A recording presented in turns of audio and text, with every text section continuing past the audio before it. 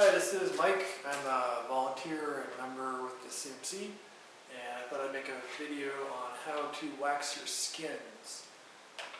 Some people might be wondering why you would wax your skins, and it's really this time of year, which we can't really ski right now, but it's a good time to do anyway. When you get new snow and then it warms up, the new snow consists of really big crystals, and they're underlain by like really cold snow.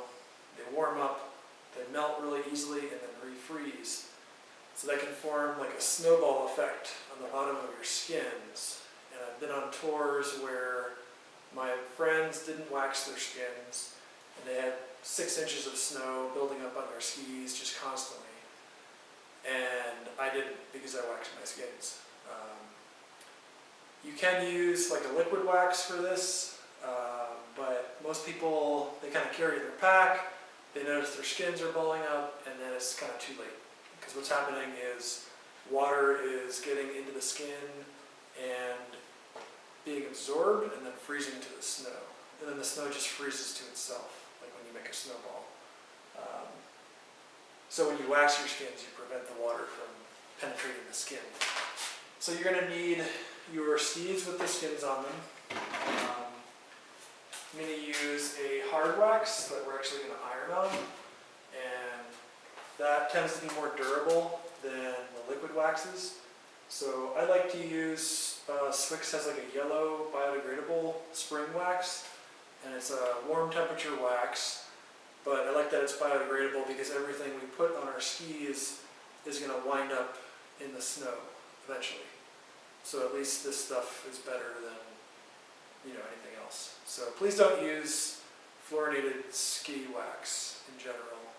There's no real good reason for recreational skiers to use it, and you're just kind of contaminating the groundwater with persistent fluorocarbons, which don't go away ever. So you will need an iron. I have a Swix, I don't know who made Burton waxing iron, and a Swix ski clamp. You don't need to have fancy stuff. You can go to the thrift store and buy an iron. Just realize you're going to ruin whatever you put wax on, and you'll never be able to use it for clothes again. And the ski-specific irons, the temperature control is a little nicer. They're rectangular, so they're a little easier to work with than like a sort of pointy-shaped iron. So they'll heat more evenly over the ski base, which is a little nice, but don't feel like you need a $50 waxing iron. I think this was a gift for Christmas. And same thing with the clamps. So I have Swix clamps, but you could use like 2 chairs if you really wanted to, and cover them up with a tarp to catch the wax, something like that. It could be a little creative. All you really need for this, since we're not going to be scraping the ski at all, you just need some way to hold it level and kind of steady. We don't need it to be clamped firmly in place or anything like that. So I'm using what I already own because it's convenient, but don't feel like, oh, I gotta go out and buy all this stuff to wax my skins. So I'll get into the waxing now.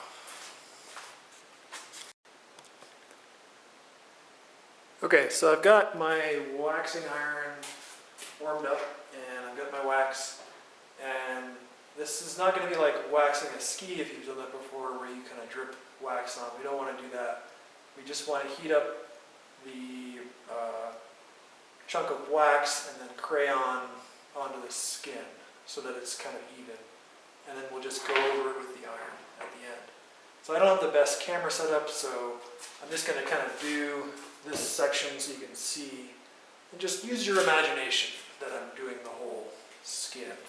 But basically, I take a nice flat part of the wax, I'm just going to rub it on the iron so it heats up. I don't want anything to drip, and then I'm just going to crayon onto the skin. And I'm looking to just get kind of an even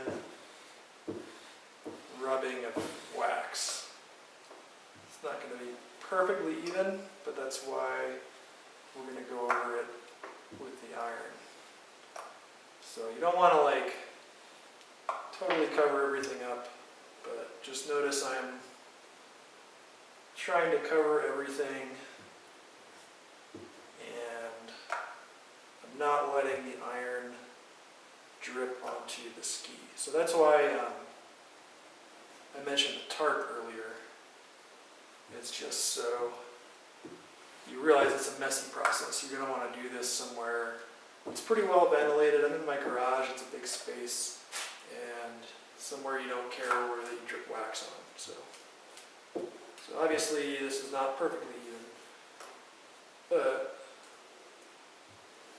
when we go over it with the iron, it'll be okay. So the key too is also to have the iron the right temperature for the wax. You don't want it super, super hot.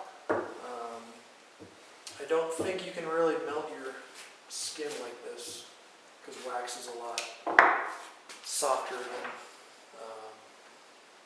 a skin. But this is about ready. Probably got a little bit too much on here, but that's fine. So normally I would take maybe 20 seconds tip to tail. But the goal is just to heat up the wax. If you look behind the iron, it's all kind of soaking in. So I'm just kind of moving it slowly once over the skin until it all kind of soaks in.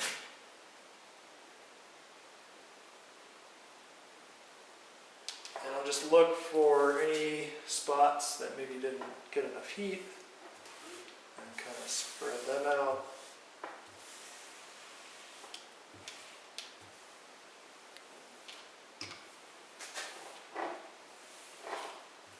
And that's really it. So it's when you're done, it's going to feel kind of rough. And that will go away on the skin track pretty quickly. But you've basically coated all the little hairs on your skin with wax to prevent water from soaking in and freezing to the skin.